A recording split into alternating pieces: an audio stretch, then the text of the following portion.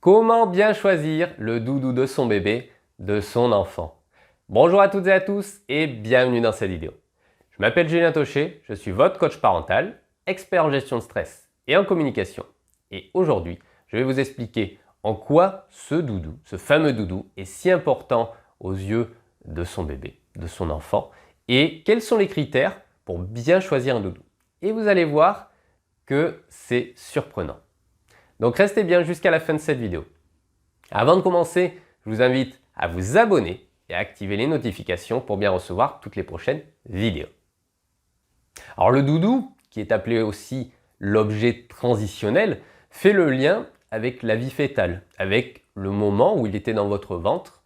Et en fait, ça va lui rappeler toute cette période où il était confortablement installé dans le ventre, qu'il baignait dans le liquide, que la température était tiède, l'ambiance était feutrée, il n'y avait pas de bruit, c'était tamisé, il y avait vraiment un confort. Et au niveau de l'accouchement, quand il va y avoir cet accouchement, l'enfant finalement va se retrouver confronté à l'environnement extérieur.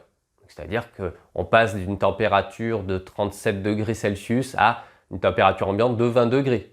Donc il va faire très froid pour lui.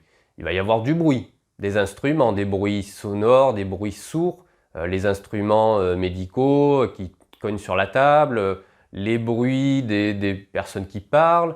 Il va y avoir aussi cette lumière éblouissante pour lui, alors qu'il était dans une ambiance noire, et il va se retrouver sur des plans durs alors qu'il était dans le liquide où il baignait, c'était tout moelleux, tout confortable. Donc il y a vraiment déjà cette notion de transition au niveau de l'accouchement, où il se retrouve dans le monde extérieur, où les conditions ne sont plus du tout les mêmes.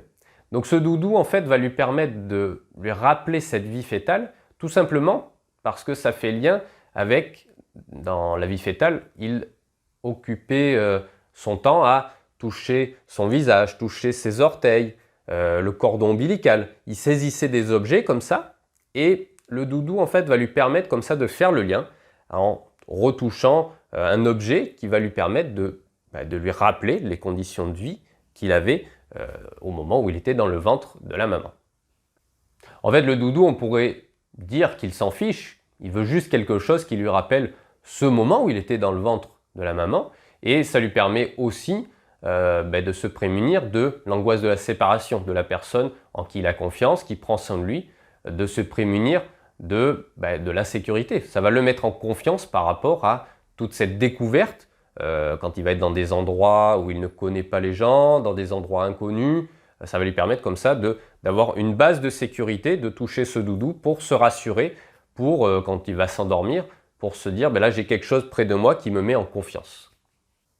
Alors, comment bien choisir ce fameux doudou? Quels critères il faut observer pour choisir un doudou qui va être efficace et qui va lui permettre d'avoir justement cette confiance, de se retrouver en sécurité dans les moments où il en aura besoin? Le premier critère, ça va être que ça corresponde à des choses qu'il peut saisir comme quand il était dans le ventre de la maman. Donc il faut qu'il y ait des prises ni trop petites ni trop grosses pour qu'il puisse les agripper. De la même manière qu'il a grippé son orteil, qu'il a grippé le cordon ombilical.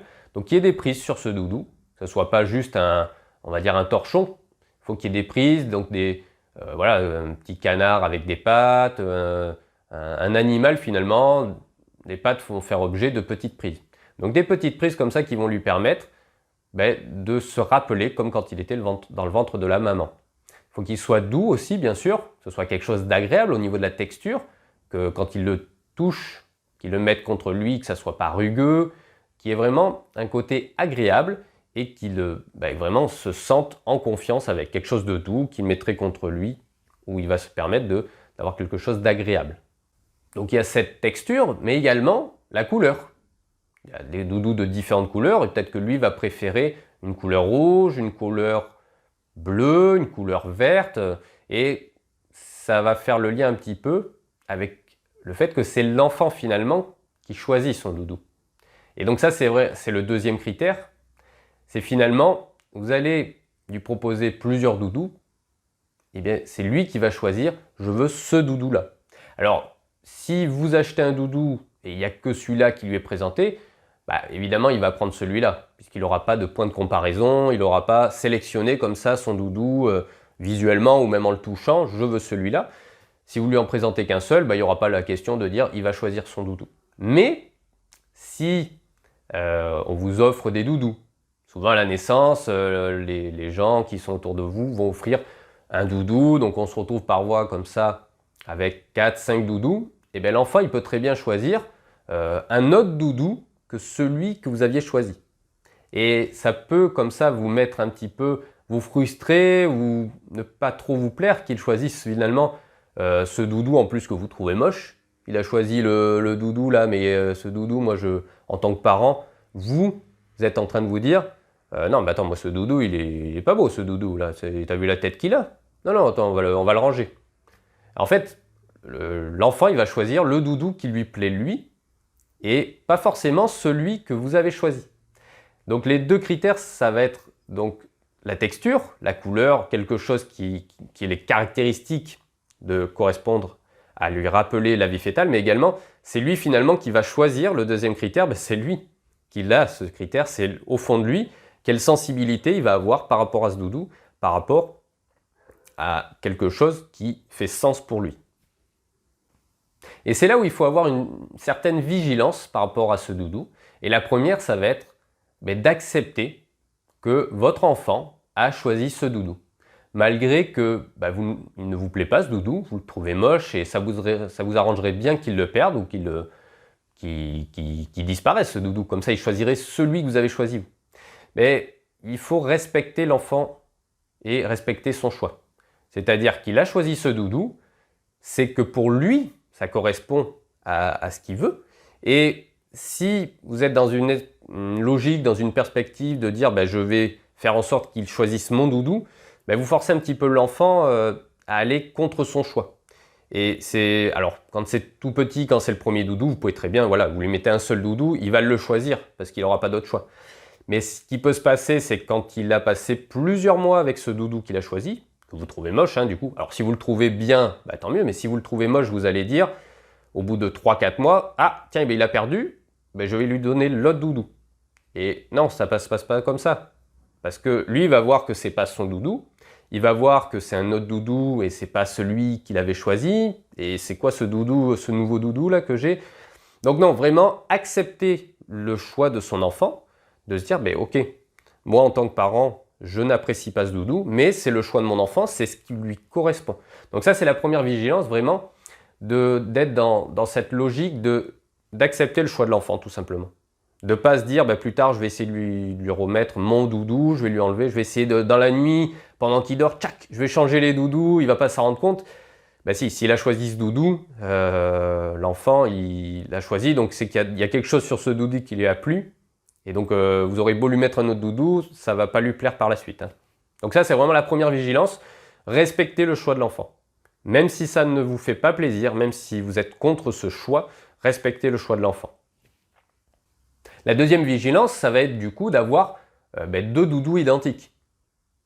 Ça, c'est vraiment très important parce qu'il y aura un moment où vous allez laver un doudou, ou peut-être qu'il risque de le perdre, ce doudou, justement. Vous allez avoir un moment où le doudou il va être oublié quelque part, vous l'avez laissé, il s'est garé sur le parking, le temps que vous alliez le chercher, il y aura un temps où il n'y aura pas de doudou. Donc toujours avoir deux doudous, mais identiques du coup. C'est-à-dire que dans cette même logique, vous ne pouvez pas avoir un doudou éléphant et puis un doudou chèvre, parce qu'il va se dire, attends, c'est pas un éléphant là le deuxième. Et donc toujours avoir deux doudous identiques, parce que de la même manière, si vous lui donnez ensuite le doudou, donc il a ce doudou qu'il aime lui, que vous n'aimez pas, et après le deuxième doudou, vous lui dites, je vais donner le doudou que j'avais choisi, parce que l'autre, il n'est pas disponible pendant ce temps, non, ça ne marche pas. Il va voir que ce n'est pas son doudou. Donc c'est comme si en fait, donner un deuxième doudou qui n'est pas identique, c'est comme si vous ne donniez aucun deuxième doudou en fait. C'est comme s'il n'en avait qu'un seul.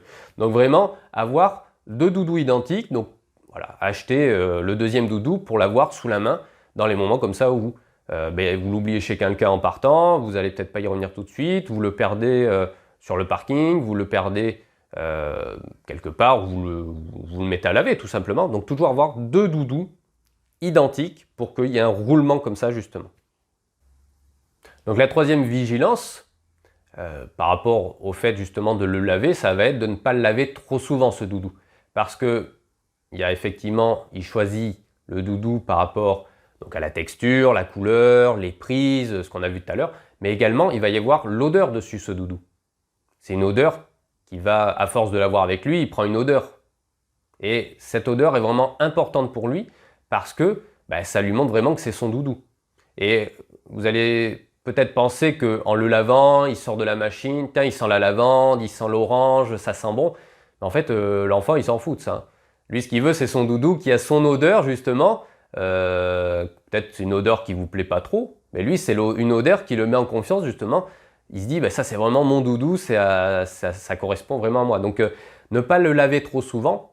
Le laver, on va dire, quand vraiment il est taché, quand il y a du vomi, quand il y a des choses qui font que vous pouvez pas, quand il est tombé par terre, par exemple sur la route, il y a des essences, des huiles de voiture. Donc là, à ce moment-là, le laver, parce que ça peut être plus dangereux pour l'enfant, vu qu'il va peut-être le téter même, ce doudou. Donc là, vous le lavez, mais pas le laver trop souvent, vraiment. Le laver quand vous sentez vraiment que c'est vraiment trop sale ou qu'il y a vraiment une odeur, il est tombé par terre, voilà, il sent l'essence. Maintenant, si c'est quelque chose qu'il est avec lui, qu'il a une odeur, mais pas forcément, ça pue pas, hein, là, vous lui laissez, et vous pouvez à la limite lui laisser les deux doudous, disons dans l'optique qu'il y ait l'odeur sur le deuxième doudou. Vous pouvez aussi anticiper ça, alors pas forcément, hein, mais pas mettre les deux doudous pour qu'il les ait avec lui, parce que le but c'est qu'il ait qu'un seul doudou, mais mettre l'odeur contre vous, contre lui, une odeur autre que celle de la machine à laver, que celle du linge propre. Parce que ça, c'est étranger pour lui. C'est pas une odeur qui lui rappelle quelque chose, quoi. La quatrième vigilance, ça va être de ne pas lui coller tout le temps le doudou ou de lui enlever trop tôt. C'est-à-dire que au départ, des fois il va pleurer, vous allez peut-être lui coller la tétine dans la bouche dès qu'il pleure. Parce que vous pensez qu'il a besoin de son doudou, il a besoin d'être rassuré. Alors c'est une très belle intention, mais il est préférable de laisser l'enfant venir choisir le doudou quand il en a besoin. Parce que peut-être qu'il va pleurer des fois pour vous dire « j'ai faim », mais il n'aura pas envie du doudou. Peut-être qu'il va juste vous dire « je veux un câlin, mais j'ai pas besoin du doudou ». Et c'est pas la peine de coller systématiquement comme ça, dire « ah tiens, il pleure doudou ». Il pleure tétine dans la bouche, quoi. Non, laissez-le à côté de lui et qu'il puisse l'attraper, donc en fonction de l'âge de votre enfant, s'il a 6 mois ou 2 ans, vous le laissez à côté de lui, plus ou moins à proximité, dans la mesure où il va pouvoir s'en saisir. Hein. C'est-à-dire que le bébé qui est sur le dos, il ne va pas pouvoir aller le chercher à l'autre bout du lit, alors que l'enfant qui se retourne, qui marche, lui, il va pouvoir aller le chercher parce qu'il aura vu, il est là, je vais le chercher.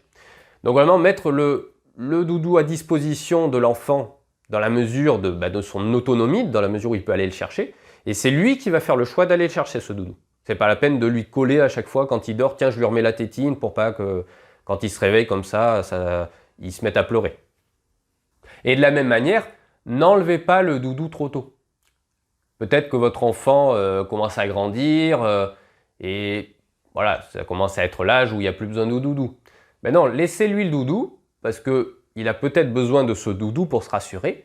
De moins en moins en fait. Progressivement, il va le laisser et il va même vous dire, quand vous allez lui demander « tu veux qu'on prenne doudou pour sortir ?» Non, je le laisse là. Il va peut-être même vous le dire. Et donc ça va peut-être vous surprendre la première fois. Mais voilà, laissez-le vous dire, non, le doudou, laissez-le lui décider de le poser sur le côté, ce doudou. Laissez-le le mettre de côté, ce soit lui qui fasse le choix de le laisser et de ne pas lui enlever vous parce que voilà, vous avez ce sentiment qu'il est assez grand. Peut-être que vous dites, c'est bon, le doudou maintenant tu vas le laisser. Et laissez-lui, c'est lui qui décidera, quand il n'en aura plus besoin, de le mettre sur le côté. Alors en fonction de l'enfant, peut-être qu'il va avoir rapidement, pas rapidement, plus besoin de doudou et qu'il va le laisser. Mais laissez-le choisir. La cinquième vigilance, ça va être, malgré qu'ils vous disent, quand vous allez lui demander, là on s'en va, tu veux prendre doudou? Non, je ne veux pas le prendre parce que je suis grand ou non, j'en ai pas besoin. Prenez-le quand même au départ. La première fois surtout, il va vous dire non, je ne le veux pas. Et puis 10 minutes après, vous allez partir, vous allez être installé dans la voiture. Ça va être les larmes, je veux doudou. Ah oui, mais attends, tu m'as dit que tu ne le voulais pas. Donc, au début surtout, prenez-le pour voir dans quelle mesure l'enfant ne le demande pas par la suite. Et quand vous aurez fait comme ça plusieurs sorties plus ou moins longues, vous allez voir, parce qu'au bout d'un moment il va être fatigué, et c'est là où il va dire bah, je veux doudou, et donc de l'avoir pris avec vous, ça permet d'éviter que ça vous gâche la fin de la journée, parce que si vous êtes à une demi-heure de la maison, que vous n'avez pas doudou et que là il est fatigué, ou il se fait mal, hein, il tombe, il court, il se fait mal, il y a un gros chagrin et il veut doudou, à ce moment-là, parce que quand tout va très bien, il n'a pas besoin de doudou, mais quand justement ça va pas, il va vous dire je veux doudou, j'en ai besoin, donc il va se mettre à pleurer, et puis là si vous n'avez pas doudou, là c'est la fin des haricots, parce que vite faut rentrer, ça écourte votre journée, donc ça peut vous casser le moment. Donc toujours l'avoir au départ, au cas où, dans le sac, vous le prenez, c'est-à-dire que vous lui dites on prend doudou ou pas? Non, non, on le laisse. Ben, vous le prenez quand même dans le sac, au cas où, et s'il ne se passe rien, ben voilà, vous faites comme si vous l'aviez laissé ici, et s'il en a besoin, ben comme ça vous l'avez, et ça permet comme ça justement d'éviter de devoir écourter la journée. Alors on peut se poser la question, faut-il choisir un doudou? Est-ce qu'on est obligé finalement, est-ce que c'est pas commercial ce doudou finalement? Est-ce que c'est pas uniquement commercial? Est-ce qu'il y a vraiment un intérêt? Parce que peut-être qu'il y a un certain nombre d'années, il n'y avait pas ces doudous, c'était des morceaux de tissu. Alors effectivement, vous n'êtes pas obligé de prendre un doudou, vous pouvez prendre un foulard ou un objet, un pull, enfin quelque chose qui a votre odeur, qui va lui permettre de s'approprier un objet, hein, quelque chose qui a votre odeur surtout. Mais ça peut être un objet qui n'est pas forcément un doudou. Et ça peut, comme ça, permettre, si vous n'avez qu'un seul doudou, vous perdez ce doudou, vous l'oubliez, vous pouvez très bien lui donner un foulard, un objet qui a votre odeur et qui va permettre comme ça de le mettre quand même un petit peu en sécurité. Parce qu'il a quelque chose qui lui rappelle, votre odeur c'est quelque chose qui va, quand vous l'avez dans les bras, que vous lui donnez le biberon, que vous lui faites un câlin, que vous faites l'histoire avec lui qui est dans vos bras, il y a cette odeur. Donc si vous lui donnez un objet, un morceau de tissu, un vêtement qui a votre odeur, ça lui rappelle ces moments avec vous. Donc ça le met dans une certaine mesure en sécurité et ça peut remplacer comme ça, si vous n'avez qu'un seul doudou qui n'est pas disponible ou si il n'y a plus de doudou, ça peut comme ça permettre de se substituer. Donc on a vu dans cette vidéo qu'il y avait deux critères, deux façons de choisir le doudou. Donc la première, c'est de prendre un objet qui ait une texture agréable, une couleur qui plaise à l'enfant, des objets, des petites prises sur le doudou qui lui permettent justement d'agripper ce doudou comme s'il était dans le ventre de la maman. Et le deuxième critère, finalement, c'est votre enfant qui va choisir ce doudou, qui va, selon ses propres critères, dire je veux ce doudou ou je veux cet autre doudou. Mettez-moi un like pour me dire que vous avez aimé cette vidéo et je vous dis à très vite pour une prochaine vidéo.